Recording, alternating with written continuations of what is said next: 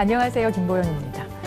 영국의 한 신문사에서 영국 끝에서 런던까지 가장 빨리 가는 방법은? 이라는 질문으로 현상 공모를 했는데요. 1등을 차지한 답은 바로 친구와 함께 가기였다고 합니다. 평생 변하지 않을 좋은 친구와 함께 한다면 그 어떤 길이라도 지루하지 않게 갈 수 있지 않나 하는 생각이 드는데요. 책도 마찬가지가 아닐까요? 늘 변하지 않고 내 곁에서 지켜주는 친구 같은 존재가 바로 책이기 때문입니다. 이와 관련해서 미국의 수필가인 클레넌스 데이가 이런 말을 남겼습니다. 책은 인간이 창조해낸 가장 괄목할 만한 것이고 유일하게 영구적으로 남는 것이다. 좋은 책과 함께하는 시간, TV 도서관에 가다 시작하겠습니다. 1991년 12월 8일, 미국과 함께 양강으로 불리던 소련이 역사에서 사라졌다. 공산주의 패러다임의 붕괴, 자본주의와 돈에 대한 경멸, 지식인 문화가 붕괴된 소련.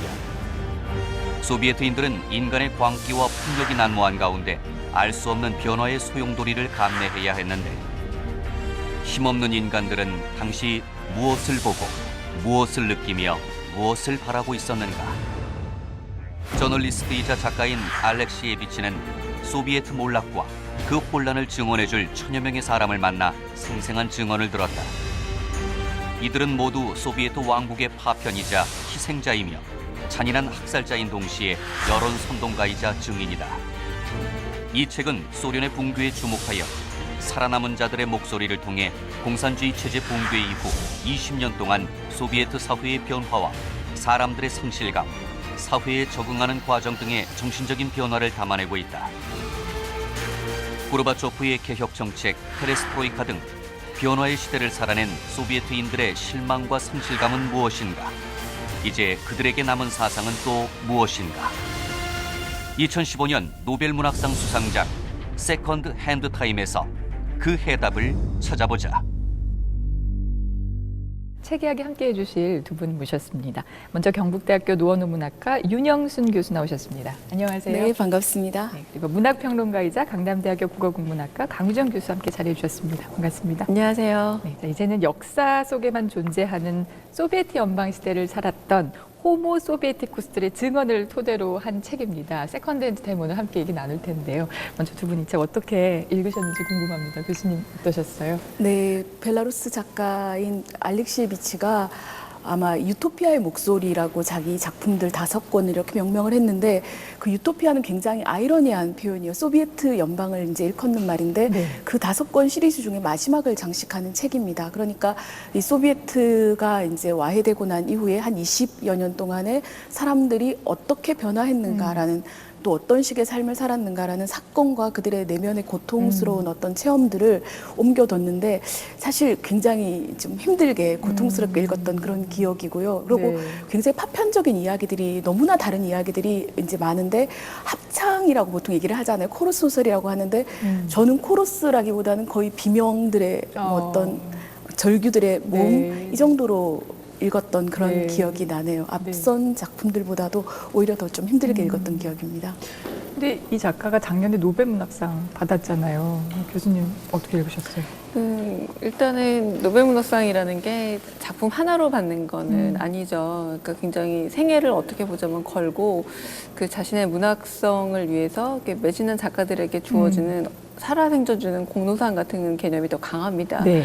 네, 이 작품을 보자면 알렉시에비치가 지금까지 써왔던 모든 작품들이 오히려 가장 그 겉에 외피를 벗고 내면 그대로 드러난 게 아닐까라는 생각이 들어요. 왜냐하면 체르노빌의 목소리 같은 경우도 체르노빌 원전 사태라는 어떤 하나의 중심적인 사건을 가지고 이야기이자 소설이고 네. 그 한편으로 전쟁은 여자의 얼굴을 하지 않는다도 여성이라는 포커스를 통해서 접근을 했다라는 겁니다.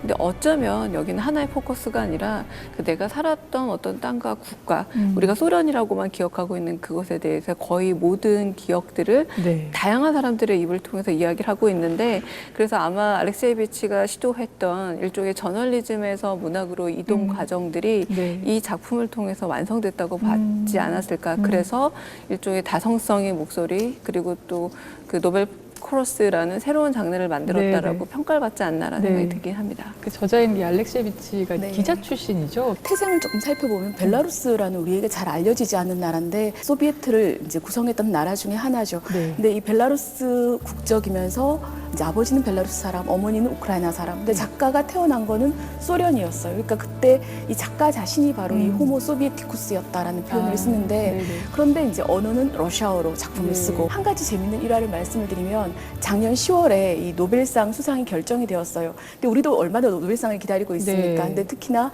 벨라루스 같은 작은 나라에서 이 노벨상 수상자가 나왔다면은 국가적인 경사인데 네네. 벨라루스에서는 그 루카셴코라는 대통령이 5선을 딱 며칠 앞두고 있는 상황에서 네. 이 작가에게 노벨상 수상이 결정이 된 거예요. 네네. 근데 아이러니하게도 그 나라에서 이 작가는 그 금지가 된 작가예요. 출판이 금지가 된 작가죠. 그러니까 나중에 작품을 읽어보면 왜 금지가 되었다라는 네네. 걸 알 수가 있는데 네네. 루카셴코가 고민에 빠지는 거예요. 축전을 보내야 되나? 얘는 대놓고 나를 욕하는 작가인데 이게 고민을 하다가 네. 이제 선거가 며칠이 안 남았으니까 일단 축전은 보내요. 좀 싫지만 일단 축하한다. 우리나라 이름을 드높였다라고 축전을 보내는데 딱 며칠 뒤에 이제 대통령으로 선출이 됩니다. 선출이 되자마자 며칠 뒤에 이제 우리로 치면 무슨 국가 시상식, 예술가 시상식에 가서 이렇게 대놓고 알렉시에비치를 향해서 비난을 합니다. 네네. 그러니까 요즘 보니까 우리나라의 예술가나 작가라는 사람들이 유럽에 가서 이 나라 욕을 하고 다니더라. 나라를 비난을 하고 다니더라. 당신이 부모를 선택할 수 없는 것처럼 벨라루스는 당신의 조국인데 왜 그렇게 이제 조국에 먼지를 뿌리면 당신 얼굴에 침을 뱉는 거나 똑같다. 이런 식으로 대통령이 이렇게 아예 알렉시에비치를 겨냥해서 네. 이렇게 포문을 열었죠. 제가 굉장히 재밌었던 게 그 다음날 알렉시에비치가 여기에 대해 가지고 인터뷰를 했는데 기자들이 물었어요. 그 얘기를 들었니? 라고 물으니까 작가가 하는 말이 나는 밖에 나가서 어디 우리나라 욕을 한 적은 없습니다. 내가 욕을 한 건, 내가 싫은 건, 내가 비난한 건 바로 루카셴코입니다. 라고 이렇게 이제 대놓고 이야기를 한 아주 이 설전이 벌어지는 아주 흥미롭구나라는 생각을 한 적이 있었어요. 네. 우리가 이제 소련이라는 나라에 대한 역사적인 배경 지식이 있으면 이 책을 읽는데 큰 어려움이 없는데 그런 지식이 없다면 이 책을 읽는 게 좀 더 지루하고 어렵지 않나. 그래서 교수님께서 소련이란 나라는 어떤 나라고 어떤 역사적인 배경을 갖고 있는지 좀 간단하고 알기 쉽게 말씀해 주시면 좋을 것 같고요. 그리고 더불어서 책에 보면 호모 소비에티쿠스라는 말이 나옵니다. 이 또한 또 우리에게 익숙한 단어가 아니에요. 이에 대한 설명도 좀 부탁드릴게요. 뭐 다들 아시겠지만 러시아라는 나라를 중심으로 이 20세기 초반에 공산주의 이념을 바탕으로 이제 막스 레닌주의 이념을 바탕으로 혁명이 일어났죠. 근데 그 1917년 혁명이 일어나고 나서 20년대 초반에 그 주변에 있던 그러니까 아시아부터 해서 저기 동유럽에 있던 나라들까지 한 15개국 정도를 이렇게 하나로 묶어요. 네. 그래서 그 안에는 발틱의 3국 과거에는 거의 유럽에 속해 있던 라트비아라든지 에스토니아라든지 뭐 리투아니아 이런 나라도 들어가고 그리고 우크라이나, 벨라루스 같은 경우는 원래부터 러시아와 민족과 뭐 언어도 다 비슷했던 나라들이고 전혀 상관이 없는 이질적인 예를 들면 이슬람을 믿고 있던 뭐 아제르바이잔 같은 나라, 네. 그다음에 우리가 알고 있는 스탄 나라들, 카자흐스탄, 뭐 우즈베키스탄 이런 나라들까지 합쳐서 굉장히 이질적이고 아주 넓은 영토에 포괄된 나라들이 이 소비에트 공산주의 이념 하나로 딱 묶이게 됩니다. 네. 그 나라가 이제 거의 1990년대 이제 초반까지 70년 정도를 이렇게 이어가는 거죠. 소위 공산주의 천국, 그 안에 살았던 사람들은 다 이제 천국이었다라고 네. 믿고 있던, 유토피아라고 네, 네. 믿고 있던 그런 시대였다라고 보면 됩니다. 근데 그게 이제 언제 와해가 되는가 하면은 이 고르바초프가 나타났던 1980년대 중반쯤에 그 와해가 되기 시작을 하죠. 네. 근데 고르바초프는 많은 사람들이 소비에트의 와해를 이렇게 앞당겼다. 그건 사실인데 고르바초프는 그래도 공산주의, 공산당의 어떤 과거의 레닌으로 돌아가자 이런 걸 주창했던 사람입니다. 네. 근데 이제 그러다 보니까 공산주의 쪽의 보수파들한테도 좀 이렇게 포격을 맞고 너는 배신자다 이런 얘기를 듣죠. 작품에도 많이 나오는 이야기죠. 네네. 그리고 급진주의자들, 개혁을 하고 자본주의로 가려면 바로 가야지 이렇게 저런 기회주의자 같은 짓을 하느냐 이런 사람들도 있어서 그 충돌이 있었는데 결국은 보수파 측에서 이제 쿠데타를 일으켜요. 90년대 초반에. 네. 근데 그걸 진압했던 사람이 바로 우리가 알고 있던 러시아 초대 대통령인 옐친입니다. 그래서 이제 이렇게 그 이후로는 우리가 알고 있던 옐친의 시대, 옐친 다음으로 푸틴의 시대. 그리고 사실은 푸틴은 중간에 잠시 대통령직을 두 번 네. 연임을 하고 한 번 잠시 물려줬지만 다시 지금 세 번째 하고 있죠. 그러니까 이제 엄청난 그런 권력을 누리고 있는데 이런 상황이 이제 소련이란 나라가 역사 속에 있었던 상황이고 네. 작가가 이제 세컨드 핸드 타임이라고 얘기를 하면서 호모 소비에티쿠스라는 네. 말을 써요. 이 70년 동안 소비에트 공간 속에서 살았던 사람들을 명명하는 말로 호모 소비에티쿠스. 과거에 있던 모든 종류의 인간과는 전혀 다른 종류의 인간, 소비에트형 인간을 만들었다라고 이렇게 표현을 이 작품 서론에 보면 나오죠. 그러니까 이 책의 제목이 세컨드 핸드 타임인데요. 이제 세컨드 핸드라는 말의 사전적인 의미를 찾아보면 뭐 중고의 뭐 이런 뜻이 네. 있어요. 근데 이게 굉장히 책 제목에 많은 의미를 담고 있는 것 같아요. 약간 추상적인 제목이라고 할 수밖에 없어요. 그러니까 네. 지금까지 우리가 봤던 그 알렉세이비치 책이 상당히 구체적인 지명이라던가 구체적인 사건을 다루고 있는데 좀 저는 해석할 때 약간 어려움이 있었습니다. 이를테면 그 소비에트 연방에 대해서 잘 모르기 때문인 것도 있지만 일단 문자 그대로 해석을 하자면 뭐 중고라는 의미도 있고요. 간접적인 의미라는 것도 있는데 모두가 다 좀 들어가 있는 것 같아요. 어떤 점에서는 소련이라는 것 자체가 우리가 느끼듯이 요즘 아마 10대들은 소련이라고 말하면 그게 어디야? 라고 모르는 10대들이 많다고 무슨 말이야? 하더라고요. 뭐 이렇게 할 텐데 그런 네. 의미에서 완전히 이제 중고가 되어버린 네. 이제 옛것이 되어버린 네, 문화라는 생각이 들고요. 그리고 이 증언을 듣다 보니까 그 소비에트 연방 시절을 굉장히 아름다운 시절로 회고했던 분들의 얘기를 들어보니 더더군다나 좀 약간 지금 세대와는 공감대가 떨어지므로 네네. 그들의 기억이 어떤 점에서는 좀 중고가 됐다는 생각도 들지만 한편으로는 간접적이다라는 의미도 좀 포함이 되어 있잖아요. 네. 그러다 보니 작가가 전달하고 싶은 말들이 또 모든 다양한 입장을 가진 사람들의 간접적인 입장들을 통해서 전달이 되다 보니 네. 또 그런 점에서도 또 이건 직접적인 고백이라기보다는 또 세컨핸드라는 말이 맞겠구나라는 생각이 드는데 그런 점에서 와닿았다고 여겨집니다. 네. 좀 보충을 네. 제가 하자면 네. 앞에 이제 보면은 이 작가가 생각을 하는 세컨드 핸드 타임은 그 앞에 서문에 약간 나와요. 보면은 사실은 옛날에 1917년에 소비에트 혁명이 일어나고 나서 많은 사람들은 정말 밝은 미래가 열릴 줄 알았다. 네. 그런데 그 미래가 있어야 될 자리에 오니까 우리가 생각했던 미래가 아니더라라고 하면서 네. 이 똑같은 그 과거에 겪었던 그런 중고 시대, 옛날에 소비에트에서 스탈린의 유령 같은 것들이 다시 나타나는 그런 시대, 그리고 공산주의 이념을 이제는 자본, 뭐 돈, 뭔가 이 부에 대한 집착 이런 네, 것들이 네. 대신하는 또 다른 광기의 시대가 반복된다라는 것, 역사는 반복된다라는 그런 의미에서도 조금 이런 제목을 가지고 네, 오지 네. 않았나라는 네. 생각이 좀 들었습니다. 책 속에 등장하는 호모 소비에티쿠스들이 이제 과거를 회귀하는 장면들이 책 속에 이제 등장을 하는데요. 추억을 넘어서서 좀 그리워하고 있는 게 아닌가 하는 생각도 들었어요. 그러니까 갑자기 소련이 붕괴되고 사회가 변화하면서 그에 대한 상실감, 물질주의에 대한 어떤 불만? 이런 것들이 좀 느껴졌는데요. 그러니까 이런 것들인데요. 가령 36페이지에 어떻게 물건이 사상과 말의 가치와 같아졌는지에 대해라는 그런 짧은 챕터를 보면은 이런 거예요.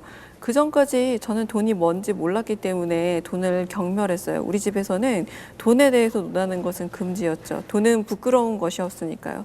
우리는 돈이 부재한 나라에서 나고 자란 사람들이었어요. 라고 얘기하고 또 어떤 표현도 나오냐면 그래도 호모 소비에티쿠스들은 아무도 돈 때문에 자신을 일테면 그 매춘한 여성, 여기서 매춘이라고 진짜 매춘이 아니라 돈 많은 남성을 위해서 자신이 결혼을 선택하는 여자는 없었다. 자신을 돈에 의해서 매수한 결혼을 하는 여자들은 없었다라는 자부심도 있고요. 네. 또 어떻게 얘기하고 있냐면 우리는 부엌 세대였다. 다른 말이 아니라 부엌에서 모여서 하루의 일과들을 얘기하는데 말하자면 행복하고 즐거운 상상을 나눴지만 너무나 행복했고 숟가락 하나, 구두 하나, 옷 한 벌만 있어도 만족하다 여겼지만 네. 그 이후에 자유를 만났다고 하고 자본주의를 만났다고 하는 사람들은 다 가지고 있는데 더 가지려고 애를 쓰느라 결국에는 저녁이 없는 부엌에서의 삶이 전혀 없고 일하느라만 바쁜 삶을 지내고 있더라라고까지 얘기를 하고 있죠. 네네. 근데 몇몇 소비에트식 또 농담들이 되게 재미있더라고요. 가령 뭐 공산주의자들은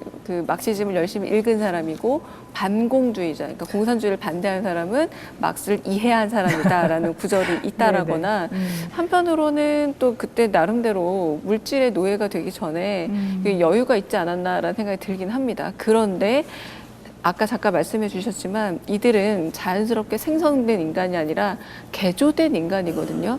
일단은 소비에티쿠스를 만들기 위해서, 호모 소비에티쿠스를 만들기 위해서 억지로 이념을 주입하는 기관들이 네네. 있었다라는 걸 네네. 후기 소비에티쿠스들은 모르는 거죠. 자신들이 어떻게 여기까지 왔는지. 근데 그 뒤에 또 증언들을 들어보면은 아, 그때를 그저 행복한 시절만으로 돌이켜 본다라는 게 그 이전에 부모와 떨어지고 엄마와 네. 떨어지고 네네. 아버지를 잃었던 그 세대들을 우리가 잊고 있는 것은 아닌가라는 아. 생각이 또 들기도 합니다. 책 속에 또 그런 장면들이 나와요. 지금 교수님 말씀하신 것처럼 뭐 과거를 이렇게 아름답게만 미화해서 표현하지는 않았더라고요. 그러니까 소비에트 공화국 당시에 가족이 가족을 서로 밀고 하고 친하게 지내던 이웃 사람들을 밀고 하고 그래서 감옥에 가고 뭐 이런 장면들도 나와요. 어느 그 공산주의자의 고백인데 하는 말이 우리는 정말 그때 과거에 너무너무 행복했다. 소련 시절에 나는 뭐 시를 읽고 책을 읽고 그다음에 이 라일락 향기가 날리는 거리를 걸어가고 내가 이렇게 이상적인 국가에 살고 있다는 게 너무나 행복했다. 우리가 최초로 우주로 우주선을 쏘아 올렸고 이제 이런 이야기들을 하고 있는데 근데 문제는 그러면서 하지만 우리는 그때 잊고 있었던 것이 그것과 같이 왜 수용소와 그 수용소에서 많은 사람들을 이렇게 무참히 죽였던 그런 일들을 같이 가고 있다는 걸 왜 네. 몰랐을까라는 표현이 있어요. 근데 네네.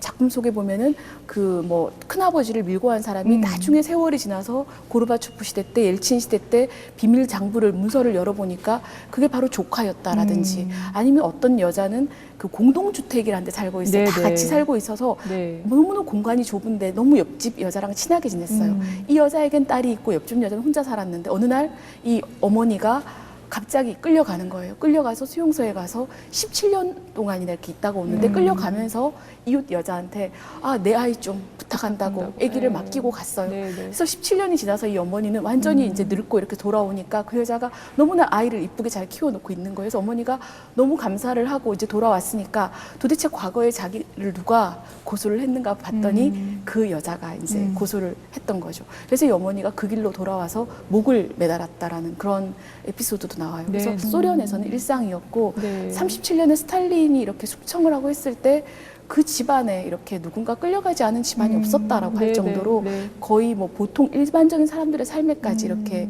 스며들어가 있었고 네. 아까 부엌 이야기 하셨는데 네. 그 부엌에서도 늘 예를 들면은 뭔가 약간 국가에 대해서 비판적인 얘기를 할 때는 라디오 볼륨을 높인다든지 창문을 연다라든지 항상 누군가 엿듣고 있지 않을까라는 데 대한 노이로제를 네. 겪었다라는 그런 네. 내용도 나오더라고요. 네. 근데 이제 부엌이라는 공간에 대한 얘기를 또 안 할 수가 없는데 좀 전에 두 분께서 잠깐 말씀 중에 언급해 주시기도 했는데요. 이제 집단 주거 형태가 개별 가옥으로 바뀌게 되는데 이때가 이제 그 후르시프 시대였나요? 네, 아파트가 그렇습니다. 생기면서 바뀌게 네네. 됐죠. 제가 학생들한테 자주 보여주는 영화인데 네. 소련 시대 때 모스크바 눈물을 믿지 않는다라는 영화라든지 소련 시대 때 나온 영화를 보면은 항상 그 똑같은 모양의 아파트가 나와요. 딱 들어가면 바로 오른쪽에 화장실, 좁은 화장실이 있고 그 안에 조그마한 부엌이 있어요. 그리고 왼쪽으로 방만 두 개가 딸린 그런 네. 아파트를 네. 크루시초프가 이제 5층짜리 건물로 이렇게 전 소련의 똑같은 형태로 짓습니다. 그 안에서 사람들이 모여서 이야기할 수 있는 공간이 이제 부엌이었던 네. 거죠.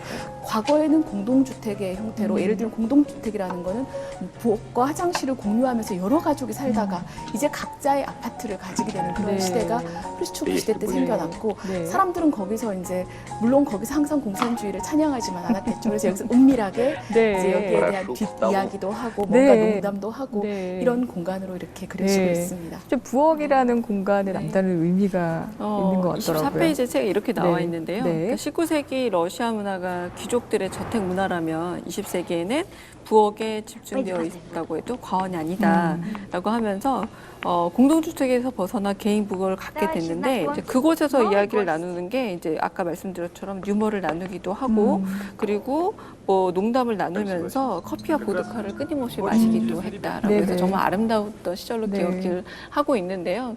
그 전에 또 보면은 그 지젝이라는 그 정신분석학자가 자주 인용하는 얘기 중에 하나가 뭐냐면 러시아 수용소에서 친구가 편지를 보내는데 아, 내가 파란색으로 쓰는 건 진실이고 빨간색으로 쓰는 이야기들은 다 거짓이다. 네. 그런데 여기는 파란색 볼펜이 없다라는 표현을 쓰기도 하는데 굉장히 네네. 러시아식 유머가 좀 재미있기도 하더라고요. 근데 그런 이야기들이 나눌 수 있는 공간이 어쩌면 우리한테는 그 개인의 식탁이란 개념으로서 네네. 뭐 침실 같은 개념으로 부엌이란 공간이 굉장히 자유롭게 여겨졌던 듯합니다. 이렇게 소련의 체제 변화가 오면서 이제 소련 사람들의 이념과 사상에도 변화가 옵니다. 정말 뭐 각자 다른 생각들로 양분이 되고 나뉘게 되는데요. 그 안에서 정말 웃지 못할 일들도 많이 벌어졌다고 합니다. 고르바초프의 개혁 정책이죠. 페레스트로이카 때문에 이혼한 부부 얘기가 책 속에 소개가 되는데요. 그 이야기 잠깐 보시고 계속해서 얘기 나누겠습니다. 1990년대 초 동토의 왕국으로 불리던 소비에트 연방공화국에 세계대전보다 더 충격적인 사건이 일어났다. 공산주의 붕괴의 시작. 그것은 소련 사람들 호모 소비에티쿠스에게 충격 이상의 공포를 불러왔다. 제 안에는 소련이 한 90% 정도 있었던 것 같아요. 무슨 일이 벌어졌는지 이해는 되지 않지만 누군가 TV에 나와 연설을 했어요. 여러분, 장사를 배우십시오. 시장이 우릴 구할 겁니다. 나는 생각했다. 장사란 이 동네에서 파는 물건을 저 동네에 가서 파는 거라는데 이게 도대체 뭐란 말인가? 나는 집에 가서 문을 걸어 잠그고 펑펑 울었다. 엄마는 뇌졸중으로 쓰러졌다. 그만큼 큰 충격을 받은 것이다. 우리 옆집엔 평범한 가정주부가 살고 있었다. 그런데 이 아줌마가 갑자기 정치를 하겠다고 나섰다. 기가 막혔지만 말릴 수 있는 방법이 없었다. 이 아줌마는 어느 날부턴가 매일 이렇게 외치기 시작했다.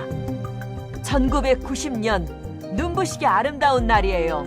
정치에, 아니 뉴스나 신문에도 관심이 없던 나란 사람이 국회의원 선거에 입후보했어요. 누가 페레스트로이카의 선봉장이었나요? 그건 바로 작가, 예술가, 시인들이었어요. 제2차 소련 인민의원대회 때 유명인의 사인은 모두 수집할 수 있을 정도였죠. 남편은 펄펄 뛰고 있어요. 세상이 미쳐 돌아간다고 불같이 화를 냈죠. 난 무시했어요.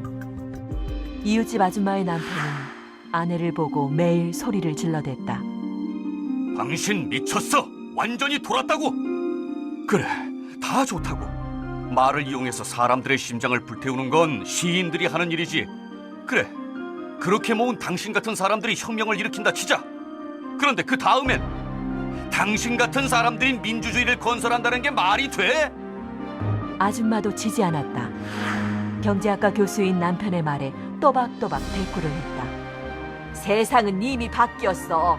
당신 같은 사람이 옳다고 주장하는 근거는 이제 사라졌다고. 공산주의는 죽었어. 당신도 죽어. 다정하게 살던 부부의 대화라고는 믿기지 않을 정도의 살벌한 체제 싸움이 집안에서 일어나기 시작했다. 결국 이웃집 아저씨와 아줌마는 몇 개월을 그렇게 싸우다 이혼했다.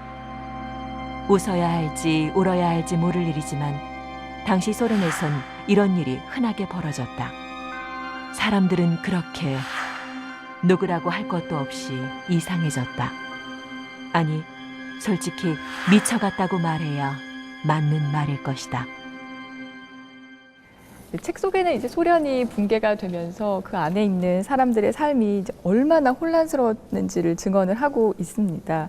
어떤 친구가 입원한 정신병동을 찾아가는데 그 안에 사람들이 정말 많았다. 막 이런 얘기들이 나오는데요. 뭐 누구는 자살을 하고 누구는 어디 수도원에 들어가고 이런 이야기들도 굉장히 많이 나오는데 특히 이제 책을 보면은 정신병원의 한 장면이 나와요. 정신병원에 사람이 얼마나 많았는가 하면 거의 뭐 줄을 서야 될 정도였는데 그 사람들이 내가 스탈린이야, 내가 베레좁스키야. 베레좁스키 같으면 당시에 미디어 재벌이고 사실 2013년에 이 사람이 푸틴하고 역시 불화를 해가지고 영국 쪽으로 이렇게 도망을 갔다가 영국에서 자살했다라고 이렇게 밝혀졌는데 많은 사람들이 사실은 이게 약간 KGB 쪽에서 뭔가 손을 쓴 게 아닌가라는 이런 식의 이야기까지 하고 있는 그런 사람이거든요. 당대에는 워낙에 많은 사람들이 막 이렇게 뭐 이제 흠모하던 사람이기도 했고 그러니까 그런 사람들로 정신병원이 가득했다라는 그런 일화가 작품 속에 나옵니다. 네.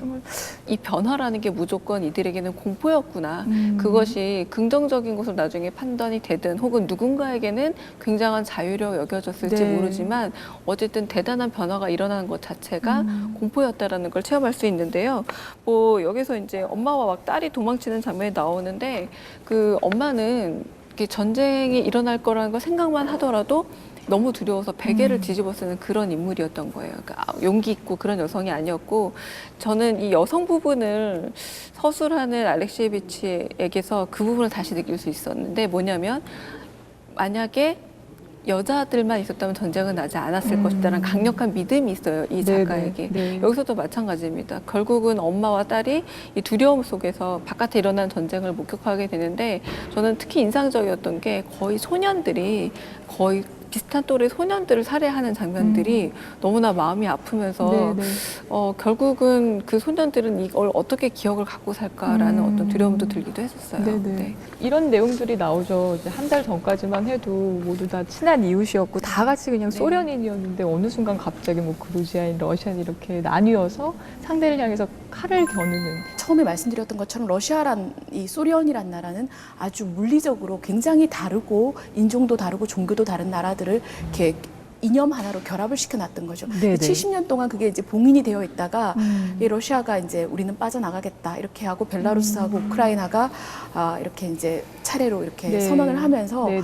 그 화약고가 몇 군데 있어요. 특히 그루지아, 아파지아 그쪽하고 아제르바이잔하고 이제 아르메니아라는 그쪽이 굉장히 이렇게 화약고입니다. 종교적으로 다르고 인종적으로도 다른데 바로 그 전까지는 같은 마을에서 아내는 뭐 아르메니아인이고 남편은 아제르바이잔인이에요. 아내는 기독교도고 남편은 이슬람인이고 사랑하는 데는 전혀 아무런 문제가 없었다라고 하는데 네. 바로 어느 날부터 오빠가 와서 네 남편은 인종이 다르니까 죽여야 돼 이런 식으로 이렇게 얘기가 되는데 다양한 민족과 인종들이 우리도 독립을 하겠다라고 하면서 이제 뭐 예를 들면 그루지아 영토 안에 있던 아파지아인들 또 아제르바이잔에 있던 그 아르메니아인들이 많이 살던 그런 공간 이런 데서 이제 다들 우리가 자치를 하겠다 이제 독립을 해서 나가겠다라고 하는데 그게 결국은 유혈 사태로 이어지고 네. 그 유혈 사태가 이제 군인들의 충돌이 아니라 소년들이 소년들을 이웃 소년을 쟤는 그 나라이니까 죽여도 돼 아제르바이잔에는 죽여도 돼 아침에 문을 열고 나갔는데 창 밑에 누가 이웃집 사람이 다 죽어 있고 그 시신들이 피를 이루는 그런 데를 지나서 다녀야 했고 하는 그런 것들이 일상이 된다라는 걸 그리는데 이 이야기가 사실은 가장 끔찍한 거는 그건 것 같아요. 이게 과거의 역사 속에 전쟁이라는 뭐 박제된 시간이 아니라 네네. 사실 90년대 이후 그리고 이 아파지아와 그루지아의 어떤 뭐 그런 알력 관계라는 거는 2006년, 7년 지금 최근까지도 아직 이게 거의 화약고처럼 계속 가고 있는 상황이거든요. 과거에 어쩌면은 좋았던 것 중에 하나가 공산주의 사회로 그나마 그런 어떤 인종이라든지 다양성을 인정해주고 같이 공존하는 게 아니라 나와 다른 사람을 죽여야 된다라는 그런 것들을 뭐 종교가 다른 사람을 또 다른 종교인 이 마르크시즘으로 이렇게 봉인했던 시대에 네. 대해서 네. 차라리 그건 조금 더 나았던 게 아닌가라는 그런 시각을 가진 사람들도 있어요. 작품 속에 사실 거의 뭐 1,000명이 넘는 사람들의 네, 인터뷰가 네. 그런 사실들을 증언하고 있죠. 그렇죠. 네. 실제 소설보다도 더 끔찍한 사실을 네. 증언을 하고 있다는. 이 소설을 보다 보면은 소설이란 말을 이제 붙여서 될지가 좀 일단은 좀 의문의 여지가 있죠. 왜냐하면 실제 있었던 일들이 대부분이고 그리고 가장 중요한 거는 주인공이 한 사람이 아니라 다수의 목소리를 담아서 현장을 좀 기록하겠다라는 네. 의미가 강한데요. 네. 그렇다면 문학이라는 것은 그러니까 허구를 통해서도 사실을 담아냈는데 이 사실적 목소리를 그대로 간직함으로써 결국은 어떤 제2의 허구적 영역을 만들어낼 수 있다까지 동기가 된 거죠. 네. 그러니까 다른 말로 하자면 문학의 영역이 넓혔다라고 평가를 할 수 있는 겁니다. 네. 그 이전까지만 해도 네. 기사라던가 기록에 들어갔던 네, 영역인데요. 네, 네. 그래서 오히려 이제 러시아를 제외한 많은 국가들에서 그 문학을 전공을 하시는 분들은 좀 오히려 반가운 현상이다라고도 보고 있기도 하죠. 아, 그렇군요. 네. 이게 목소리 소설이라는 장르라고 하던데 네, 저도 네. 좀 생소하더라고요. 저도 책을 읽으면서 이게 소설이라기보다는 뭐 인터뷰 기사를 읽는 것 같은 그런 느낌? 네, 네. 그런 느낌을 저도 받기는 했는데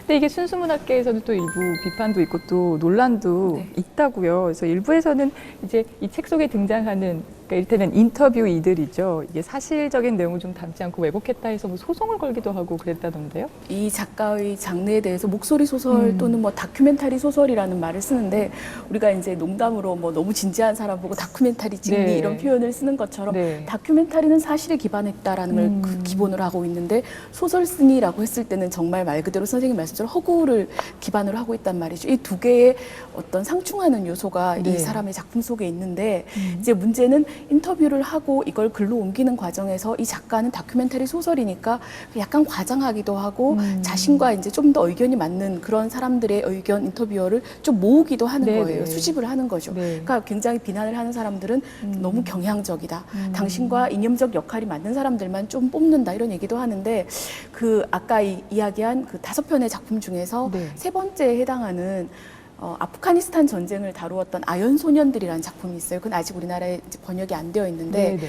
그 작품이 이제 나오고 나서 그 작품은 거기에 참전했다가 정말 자기들은 우리 동료, 공산주의 동료를 도우러 갔는데 가보니까 사륙을 해야 되고 모르는 나라에서 그 나라 사람들이 우리는 도와주러, 우방을 도와주러 갔는데 왜 우리를 미워할까라는 그런 굉장히 고통스러운 증언들이 있고 거기서 네네. 또 이제 아들이 전쟁터에 나갔다가 죽어서 돌아오고 나서 어머니가 거의 뭐 광기에 빠지게 되는 그런 어머니의 모습 증언이 있는데 네. 그 어머니들과 이제 그 참전했던 병사 중에 한 명이 92년도쯤에 벨라루스에서 아예 재판을 걸어요. 아. 이 작가가 거짓말을 했다. 네. 다큐멘터리를 쓴다고 하더니만 왜 내가 말하지도 않은 거를 강조를 하고 또 나는 이 죽은 아들을 더 사랑한다고. 근데 굉장히 사소한 내용들이에요. 예를 네, 들면은 네, 네. 이 나온 이제 결과물을 보면 그 나는 아들이 둘인데 특별히 이 아이를 더 사랑했다. 이런 내용이 있는데 그건 내가 말한 바가 없다라고 이제 이렇게 어머니들이 재판을 굉장히 좀 네, 어찌 네, 보면 네. 가슴 아픈 내용이죠. 근데 네. 명예를 훼손했다라는 그런 얘기를 하는데 재밌었던 게 이 재판정에서 변호인들이 심지어 이렇게 문학대학에 문학 비평하시는 선생님들한테 이제 다큐멘터리 소설의 정의를 좀 내려달라. 이쪽의 말이 맞느냐, 작가의 말이 맞느냐 이런 네, 네. 해프닝까지도 이어졌었는데요. 네. 내가 작가의 양심을 걸고 나는 거짓말을 하지 않았기 때문에 난 이걸 철회할 수가 없다라고 네, 이제 작가가 네. 그렇게 인터뷰를 했던 그런 네. 일도 있었습니다. 네. 이게 아무래도 새로운 장르이다 보니까 이런 문제가 생길 것 같아요. 근데 이제 문학평론가의 입장에서 이제 어느 쪽 손을 들어줘야 된다고 보세요? 어떤 소설이든 간에 또 사실에서 다 출발을 하지 또 사실이 아닌 건 없습니다. 뭐 가령 선생님이 더 잘 아시겠지만 그 안나 카레니나만 하더라도 신문 기사에 실린 한 여성의 자살 소식을 듣고 이 여자는 도대체 왜 죽었을까라는 생각과 고민에 빠져든 톨스토이의 결과물이라고도 할 수 있을 텐데요. 그렇다고 그녀의 이름은 안나가 아니었지만 또 그런 여성이 없었다는 건 아니거든요. 편협할지라도 한 사람의 매우 깊이 있는 주관적 시각을 통해서 네네. 오히려 진실은 드러나는 경우가 많습니다. 네. 그러니까 알랭 바디오가 했던 말이기도 하지만 세상에는 수많은 의견들이 있는데요. 의견들은 매우 다양하죠. 하지만 진실은 하나의 얼굴을 하고 있는데 이 진실에 도달하는 길은 오히려 수많은 의견들을 관통해서거든요. 뭐 한 가지 예를 들자면 칼의 노래라던가 영화화된 명량 같은 경우도 이순신을 바라보는 김훈의 시각 그리고 이순신을 바라보는 한 김한민 감독의 시각 때문에 만들어졌지만 잘 아시잖아요. 네. 그 명량이 만들어지고 나서 또 그 명예훼손 사건 그 소송이 있기도 했었죠. 가족으로부터 맞습니다. 명예훼손 어차피 소송이 있었죠. 어떤 점에서 주관이란 거는 조금 위험한 선택이기도 하지만 또 그 주관을 통해서 인간은 또 객관에 도달할 수 있기 때문에 저는 한편으로는 그게 또 문학의 힘이 아닐까라는 생각을 하기도 합니다. 네네. 마지막으로 이 책의 저자인 알렉시에비치가 독자들에게 전하고 싶었던 메시지는 무엇이었을지 좀 말씀해 주세요. 사실은 동시대를 기록한다는 게 아마 가장 힘들 것 같아요. 근데 이제 알렉시에비치가 스스로를 보통 나는 역사가다라고 표현을 많이 합니다. 근데 우리가 역사가라고 하면 이제 있었던 사건을 그리는 사람을 이야기를 하는데 나는 감정의 역사가다라는 말을 하고 특히나 알렉시에비치 같은 경우는 소련이 이야기하는 그 유일한 이념의 역사만 듣고 자란 세대잖아요. 그랬던 사람이 한 명 한 명의 개인들을 만나서 그 사람들의 목소리를 들으면서 정말 다른 역사가 있구나라는 걸 이렇게 체험을 하게 되고 그런 것들을 기록한 것이 이제 이 사람의 책들 이 5권이라고 이야기를 할 수가 있는데 네. 이 작가가 자주 하는 이야기예요. 그러니까 우리 모두는 역사를 쓰고 있는데 누군가는 반쪽도 쓰고 누군가는 한쪽도 쓰고 누군가는 여러 장을 쓰기도 하지만 이 역사 속에서 우리가 사라지지 말아야 된다. 그 많은 목소리들이 역사 속에서 나는 이런 일을 겪었노라고 이렇게 증언을 하고 있고 그걸 사라지지 않도록 하는 그런 노력을 작가가 이걸 기록하는 과정을 통해서 우리에게 전달을 해준 것 같아요. 그래서 어떤 단일한 메시지가 아니라 이 수많은 목소리들이 다들 자기의 진실을 이야기하고 있고 우리는 그 목소리들 속에서 정말 나의 역사를 한번 되돌아보는 그런 계기를 만들어야 되지 않을까라는 생각을 해봤습니다. 네. 교수님께서는 이제 앞으로 이 책을 읽을 독자들에게 좀 어떤 관점에서 이 책을 보면 좋을지에 대한 조언 좀 부탁드릴게요. 위안부 할머니들이 생존하신 분들이 많이 안 계시잖아요. 그렇기 때문에 오히려 이제 그분들의 목소리를 그대로 담는 게 필요하죠. 무슨 말이냐면 그 역사라는 게 우리가 아무래도 지적인 탐구 대상으로 여기기 십상이라는 겁니다. 그런데 이렇게 체록을 하고 그들의 감정을 경험했을 때에는 이게 단순히 머리로 기억이 되는 게 아니라 마음에 남는 일종의 자상이 되기 때문에 네. 그런 자상들을 간직할 필요가 있죠. 세계적으로 좀 상황이나 정황들이 돌아가는 거 보면은 다시 밟지 않을 거라 생각했던 인류가 저질렀던 실수나 오점들을 충분히 반복할 수도 있다라는 개연성들이 좀 발견이 되는 듯해요.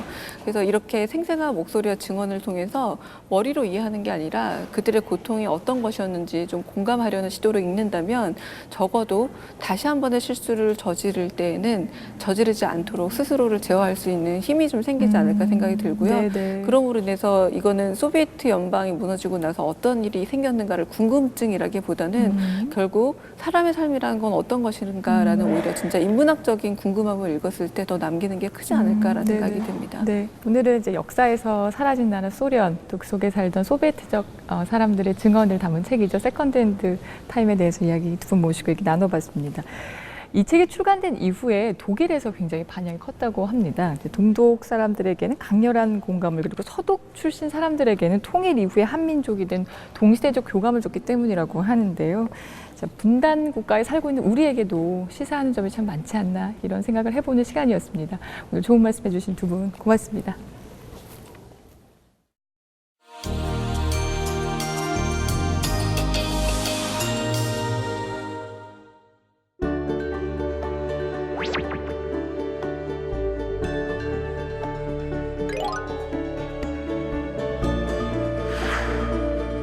안녕하세요. 예, 안녕하세요. 반갑습니다. 환영합니다.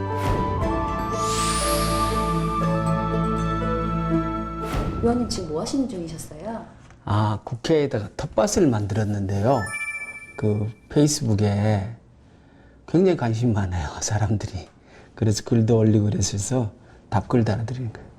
국회에 텃밭이 어디에 있나요? 저기 헌정기념관 앞에요. 가지, 오이, 고추, 들깨, 열무, 텃밭도 많이 심잖아요. 우리 의원님들이 바쁜 와중에도 농업을 직접 경험해 본다는 의미가 있는 것 같고요. 농업이라는 게 자연을 다루고 생명을 다루잖아요. 그 소중함을 알면 그걸 또 절실하게 깨우칠수록 우리 국민들을 더 소중하게 생각하지 않겠어요?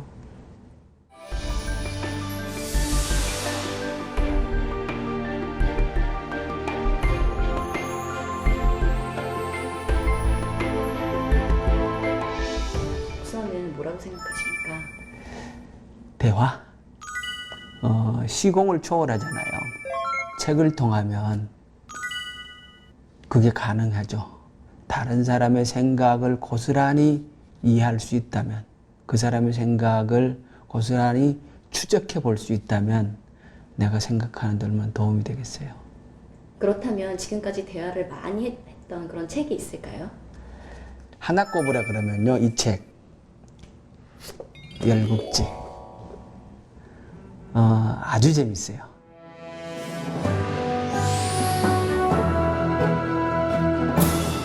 근데 이런 말이 있어요.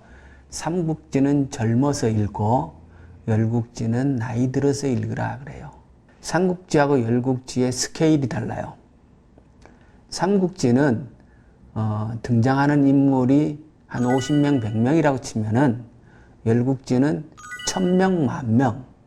다루고 있는 시기도 이게 훨씬 더 길어요. 한마디로 표현하면 이게 혼란기예요, 혼란기. 굉장한 혼란기의 사람들의 움직임이에요. 가장 좋은 책, 가장 생각할 거리를 많이 주는 책이 아닌가 저는 그렇게 생각을 해요. 그런 점에서 열국지는 다 다른 장면에서 사람들이 어떻게 대응하고 움직이는가, 그리고 그 가치의 기준도 굉장히 다양해요. 그런 거를 저는 이 책을 보면서 생각하고 때로 감동받고 놀라고 그랬던 것 같아요.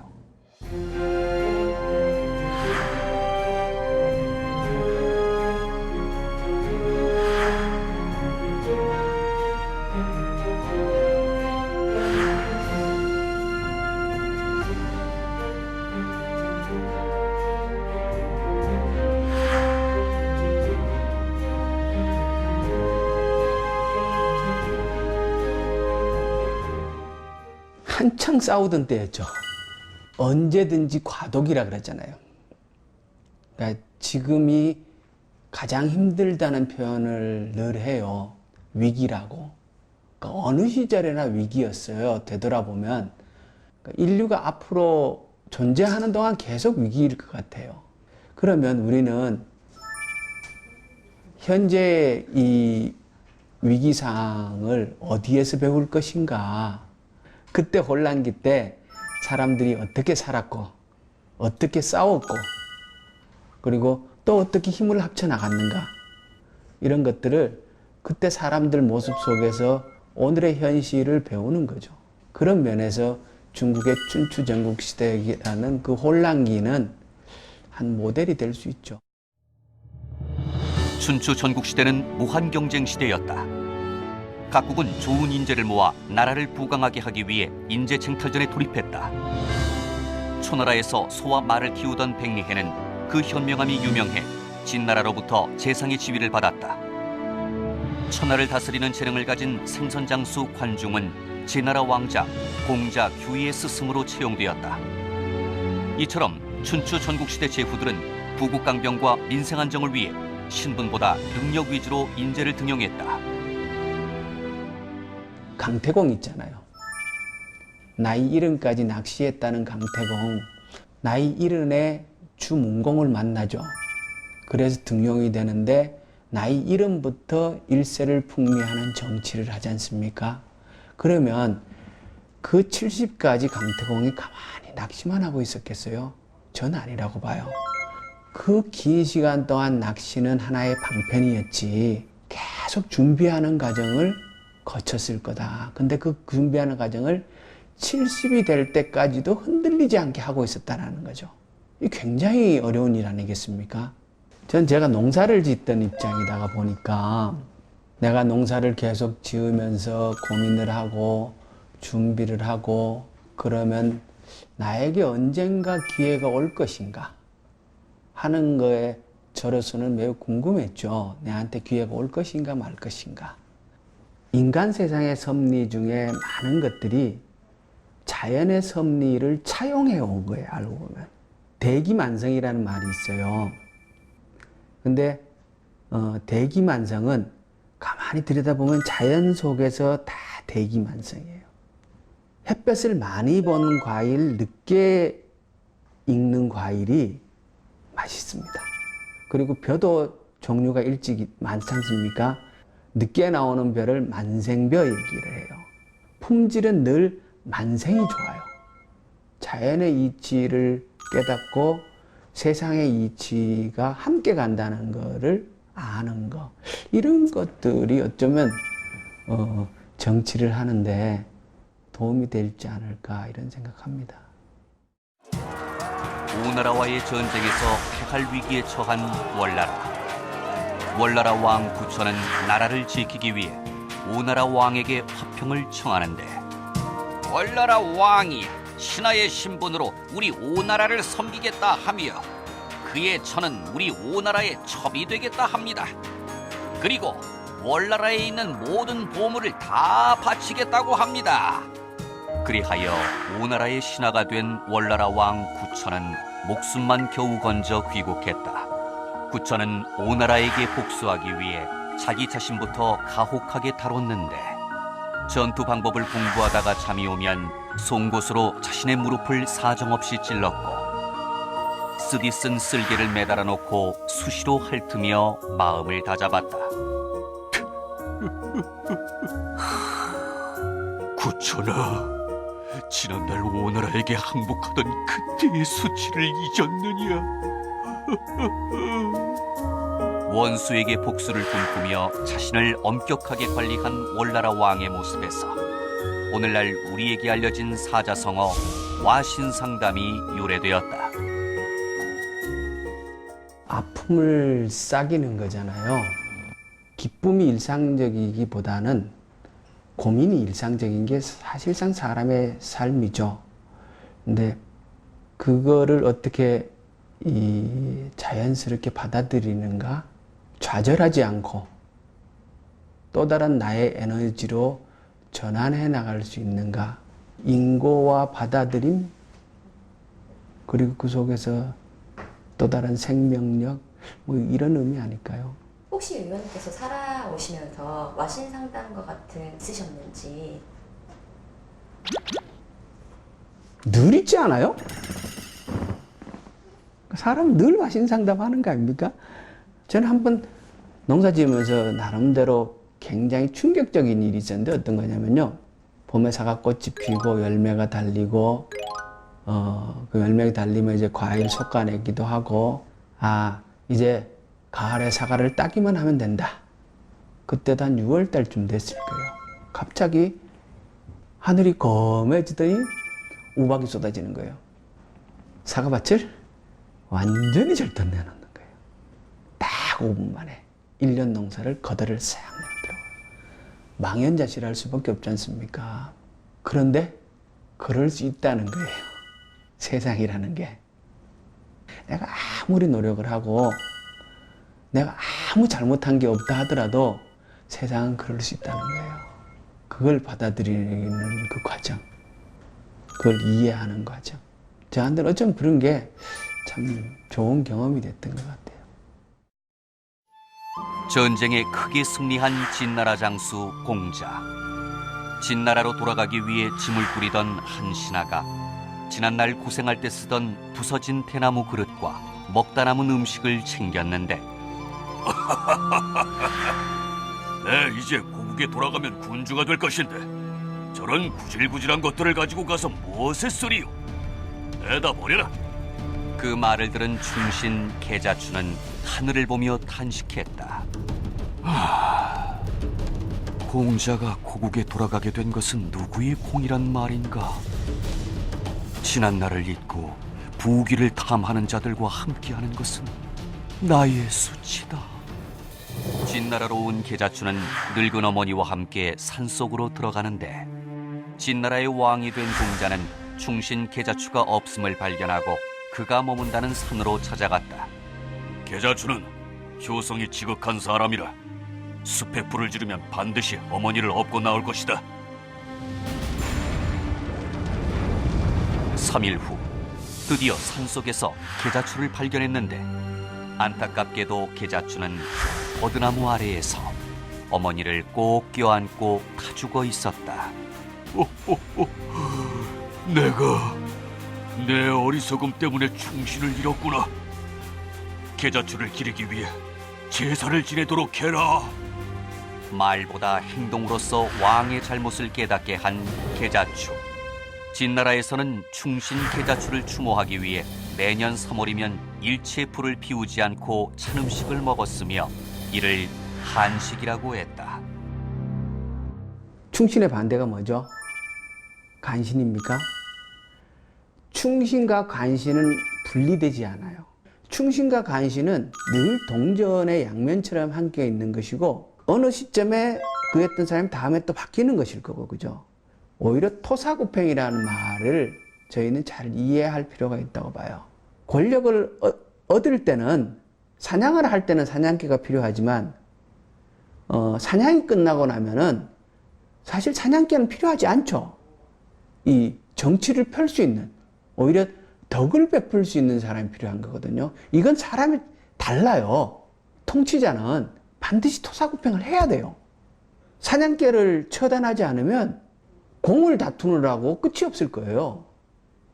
그런 면에서 충신과 간신이라는 것도 봐야 되지 않을까 싶어요. 연, 제, 초, 위, 한, 조, 육국이 다 망하고 마침내 진나라가 천하를 통일했다. 때는 진왕정 36년이었다. 과인으로부터 황제란 명칭이 시작되니 나는 시황제가 될 것이다. 나의 자손을 말할 때는 2세, 3세란 말로써 계산하여 진나라를 영원무궁히 전하라. 그리하여 중국을 최초로 통일한 진시황의 시대가 시작되었다. 근데 재밌어요. 통일하고 금방 망해요. 그렇게 어렵게 싸우고 참 온갖 난리를 다 지겨서 통일을 하는데 어쩌면 이 책은 끝구절로서 굉장히 많은 걸 시사하고 있지 않는가라는 생각을 해요. 무엇이 태평성대를 유지하는가, 이루는가. 끊임없는 다툼과 그 안에 이것이 다음을 유지하는 것이 아니라 통일 이후에 뭘 하고자 했는지를 준비했던 사람들이 다음 세대를 이끌어 나갔더라면 지속이 됐을 텐데 의외로 허망하게 망해요. 전 그런 생각하는 거죠. 아까 정치도 마찬가지듯이 도달하는 것이 목적이 아니라 도달한 이후에 대한 고민들이 깊지 않으면 도달이라는 것은 그냥 또 다른 하나의 부숴버림? 왜 그칠 수도 있는 거 아닌가? 이제 도달을 해서 나아갈 수 있는 분이라고 생각하십니까? 저요? 해봐야 알죠. 우리 정치하는 사람들이 일단 우리는 위치에 오는 데는 성공했지 않습니까? 그러면 이제 내가 왜 여기 오고자 했는가를 증명을 해야 되지 않습니까? 그게 이제 우리가 해야 될 일이겠죠. 그리고 앞으로 이 자리에 오고자 하는 사람들도 그 부분에 대한 준비를 매우 치열하게 해야 되는 것이고,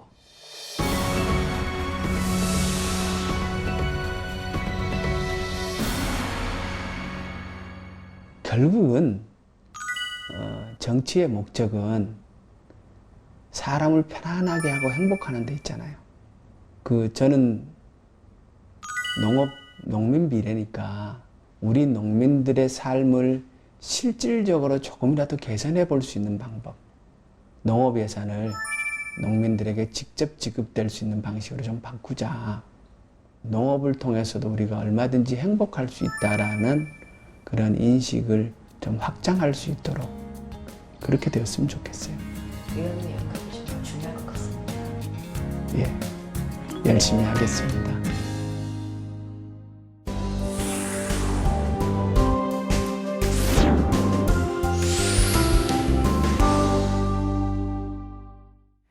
국회 도서관이 엄선한 새로 나온 책과 화제의 책들을 만나보는 시간입니다. 오늘은 어떤 책이 준비되어 있는지 함께 보시죠. 우리나라 사람들은 삶에 얼마나 만족하며 살고 있을까요? 미국 갤럽이 조사한 결과 한국의 웰빙 지수는 145개국 중 117이라고 하는데요.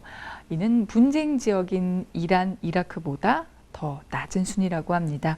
정신없이 살면서 정작 중요한 건 잃어버린 건 아닐까요? 이 책을 통해 삶을 한번 되돌아보시죠. 평범한 회사원이었던 저자 최지희. 반복된 일상에 회의감을 느낀 저자는 회사를 그만두고 여행과 글쓰기를 하며 자신의 삶을 되찾았는데요.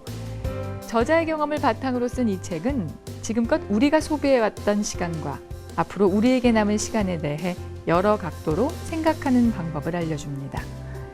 먼저 저자는 사회 시스템에 맞추느라 잃어버린 자신의 시간을 찾아야 한다고 말하는데요. 그 방법으로는 첫째, 나를 돌아보는 시간을 가지게 권합니다. 두 번째로는 삶을 조망하는 시간이 필요하다고 합니다. 일과 삶의 균형을 위해 자신이 가진 에너지를 적절하게 조절할 줄 알아야 한다는 건데요.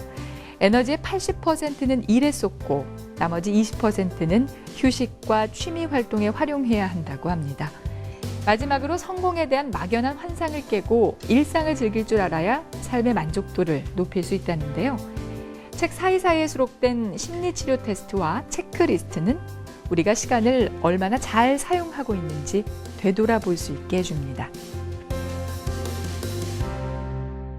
이혼율이 점점 높아지고 있는 요즘, 특히 20년 이상 산 부부의 이혼율은 30%에 육박한다고 하는데요. 서로 다른 사람이 만나서 삶을 읽어가는 게 그만큼 어렵다는 거겠죠. 이 책을 통해 부부가 서로 이해하는 시간을 가져보는 건 어떨까요? 갈 곳이 없는 남자, 시간이 없는 여자를 소개합니다. 사회학자인 저자 미나시타 기류. 저자는 수많은 부부가 함께 살면서도 정작 생활의 시공간을 공유하지 못해 불행으로 치닫는 모습에 주목했는데요. 저자는 오늘날 부부가 불행한 이유를 남자는 갈 곳이 없고 여자는 시간이 없기 때문이라고 말합니다.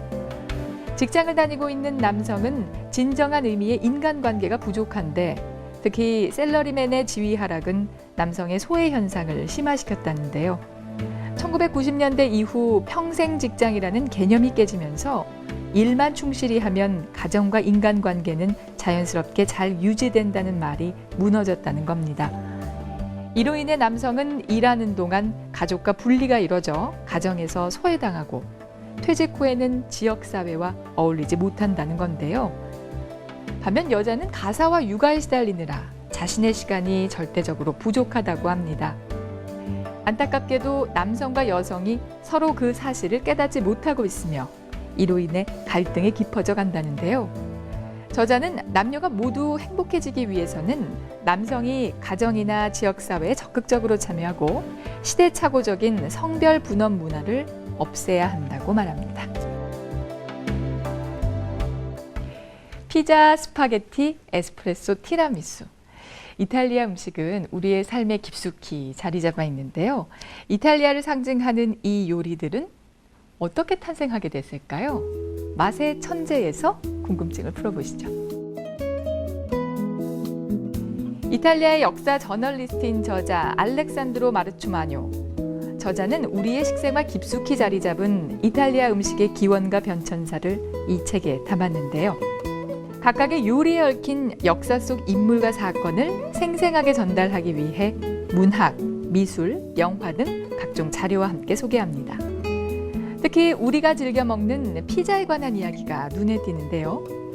지금의 피자라는 이름은 1570년 교황 피오 5세 요리사 바르톨로메오 스카피가 출판한 요리책에 처음 등장했다고 합니다. 그런데 스카피가 제안한 피자는 오늘날의 피자와 다른 모습이었는데요. 반죽에 각종 과일과 견과류를 넣었으며 두께도 케이크처럼 두꺼웠다고 합니다.